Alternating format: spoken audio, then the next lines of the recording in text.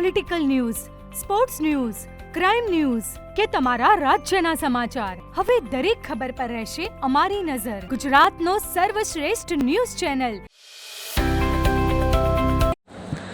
પાટણ જિલ્લાના સમી તાલુકાના રવદ ગામે ક્ષારયુક્ત અને ઓછી ઉપજ આપતી જમીનમાં આધુનિક બાગાયતી ખેતી દ્વારા સફળતાનો નવો અધ્યાય લખાયો છે. રવદ ખારેક ફાર્મના પ્રગતિશીલ ખેડૂત નિર્મલસિંહ ઉર્ફ બકાજી વાઘેલા અને તેમના શિક્ષિત મિકેનિકલ એન્જિનિયર પુત્ર યુવરાજસિંહ વાઘેલાએ પાટણ જિલ્લામાં સૌપ્રથમ વખત વ્યવસાયિક ધોરણે અંજીરની ખેતી શરૂ કરીને ખેડૂતો માટે પ્રેરણાદાયક ઉદાહરણ પૂરું પાડ્યું છે. ક્ષારયુક્ત જમીનમાં જ્યાં પરંપરાગત પાકોનું ઉત્પાદન મર્યાદિત રહે છે, ત્યાં અંજીરની સફળ ખેતી કરીને તેમણે નવી દિશા દર્શાવી છે.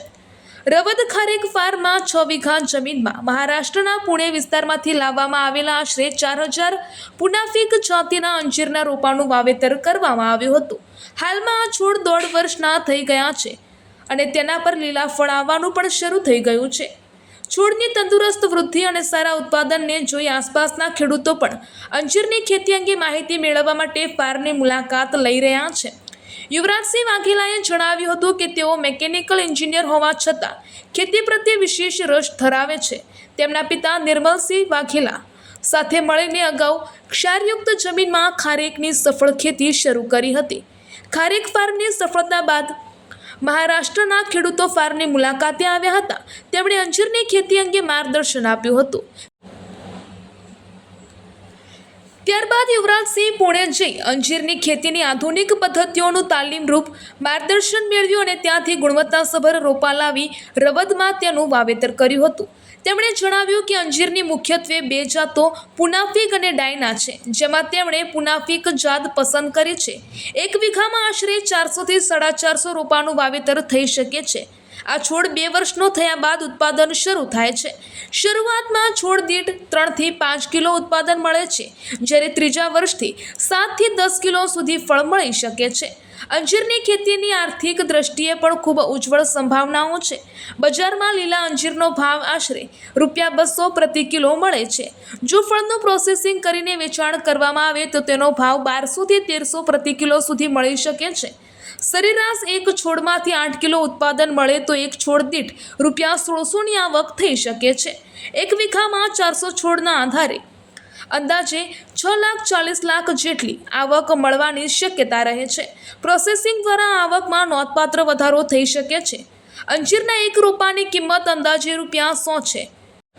હાલ 6 વીઘામાં કરવામાં આવેલા પ્રયોગની મળેલી સફળતા બાદ રવદ ખારેક ફાર્મ દ્વારા આગામી સમયમાં વધુ 30 વીઘા અંજીરની ખેતીનું વિસ્તરણ કરવાની તૈયારી હાથ ધરવામાં આવી રહી છે.